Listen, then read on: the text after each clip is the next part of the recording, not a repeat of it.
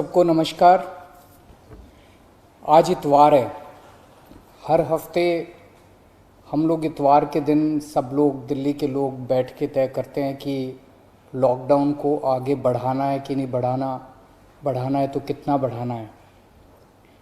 अभी जो मौजूदा लॉकडाउन है वो कल सुबह 5 बजे ख़त्म हो रहा है।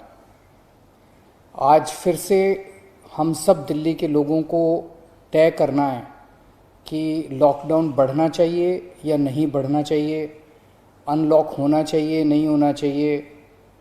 हम सब लोगों को मिलकर ये तय करना है। अप्रैल के महीने में जब ये सेकंड वेव पूरे देश के अंदर आई थी, इतनी खतरनाक वेव थी। दिल्ली सबसे पहला राज्य था जिसने, हम सब लोगों ने ये देखा कि ये वेव बहुत खतरनाक है और सबसे पहले लॉकडाउन देश के अंदर दिल्ली में लगाया गया। उस वक्त ऐसा लग रहा था जब ये वेव आई थी और इतनी तेज़ी से केसेस बढ़ रहे थे कि पता नहीं ये वेव कितने दिन चलेगी, इस वेव से जीत पाएंगे नहीं जीत पाएंगे, कैसे होगा, क्या क्या होगा। लेकिन एक महीने के अंदर 20 अप्रैल को हम लोगों ने लॉकडाउन लगाया था। लगभग एक महीने के अंदर आप सब लोगों के, दिल्ली के लोगों के अनुशासन और दिल्ली के लोगों की मेहनत और संघर्ष की वजह से आज कोरोना की ये वेव जो कि सबसे खतरनाक थी अभी तक, ये कमज़ोर होती नज़र आ रही है। मैं ये नहीं कहूँगा कि हमने युद्ध जीत लिया है, अभी काफ़ी बाकी है, लेकिन अब हम, ऐसा लग रहा है कि इसके ऊपर काबू पाते हुए नज़र आ रहे हैं।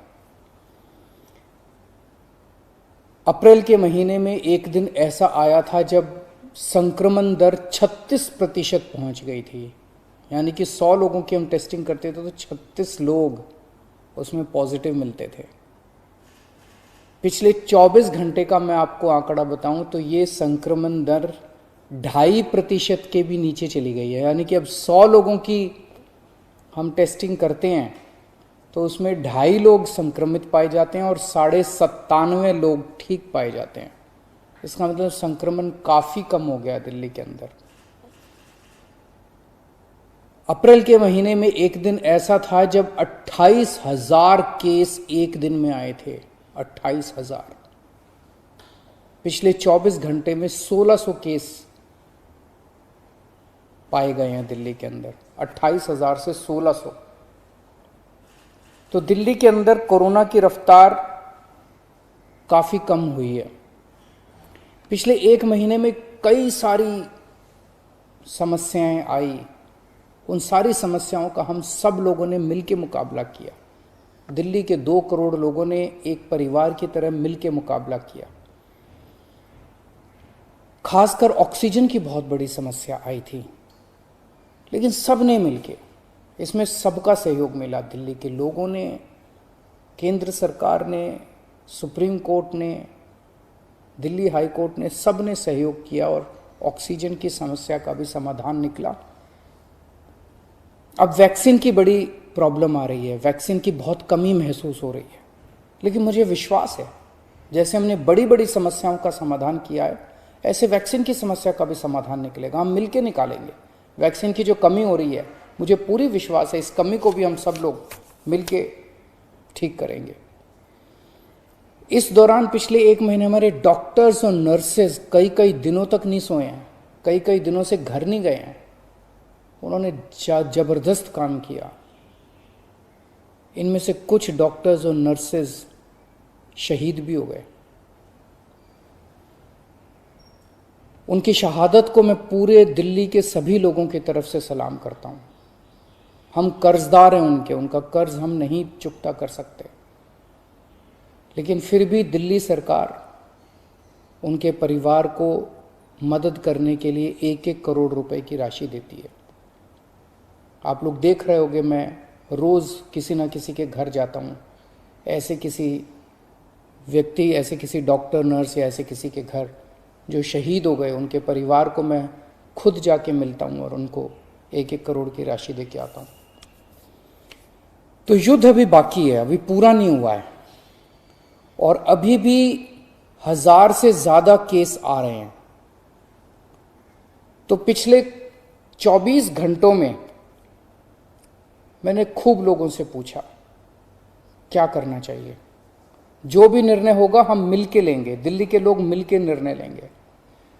तो एक आम राय ये बन रही है लोगों की कि 1 हफ्ते के लिए लॉकडाउन और बढ़ा देना चाहिए, क्योंकि अभी अगर लॉकडाउन खोल दिया और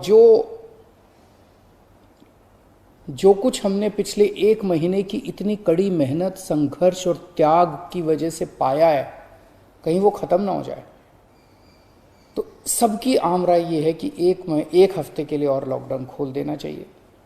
तो दिल्ली सरकार ने ये निर्णय लिया है कि 1 हफ्ते के लिए लॉकडाउन और बढ़ाया जा रहा है। अगले सोमवार 31 तारीख की सुबह 5 बजे तक के लिए लॉकडाउन बढ़ाया जा रहा है। अगर केसेस के घटने का सिलसिला इसी तरह से जारी रहा अगले 1 हफ्ते भी, मेरा आप सब लोगों से अपील है, निवेदन है, जैसे आपने अभी तक सहयोग किया, आपने अभी तक कठोर अनुशासन का पालन किया, लॉकडाउन को फॉलो किया, इसी तरह से आप आगे भी जारी रखेंगे, कोरोना के नियमों को आगे भी फॉलो करेंगे। अगर इसी तरह से केसेस के कम होने का सिलसिला जारी रहा तो 31 तारीख से फिर हम अनलॉक की प्रक्रिया चालू करेंगे। एकदम से अनलॉक करना ठीक नहीं रहेगा, तो वो भी धीरे धीरे कुछ गतिविधियों को 31 तारीख से फिर हम खोलना चालू करेंगे। लेकिन अभी सबकी राय के मुताबिक, मैं दिल्ली के लोगों की राय के मुताबिक 1 हफ्ते के लिए हम लोग लॉकडाउन और बढ़ाने जा रहे हैं। इस वक्त हमारी सबसे टॉप प्रायोरिटी है कि किस तरह से दिल्ली के 2 करोड़ लोगों को वैक्सीन जल्द से जल्द लगाई जा सके।